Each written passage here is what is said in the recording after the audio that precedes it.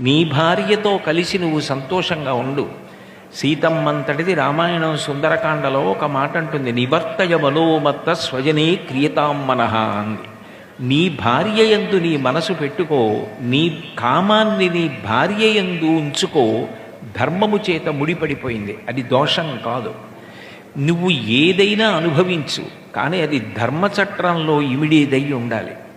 ధర్మచట్రంలో ఇమిడితే శ్రియం, అది భవిష్యత్తులో జన్మ జన్మాంతరముల యందు కూడా మనని కాపాడుతుంది. ప్రియం పాపకార్యములకు కారణము కావచ్చు. మనకి కేవలం సంతోషం అనిపించిందని చెయ్యకూడని పని చేశామనుకోండి, ఈశ్వరుడు అన్నవాడు ఉన్నాడు, చూస్తూ ఉంటాడు. అప్పుడు ఆ పాప ఫలితాన్ని అనుభవించవలసి వచ్చినప్పుడు దుఃఖపడతాం. కాబట్టి మాకు శ్రియం కావాలి.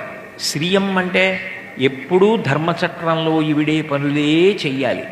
అటువంటి బుద్ధిని ఇవ్వగలిగిన వాడు ఎవరంటే అగ్నిహోత్రుడు.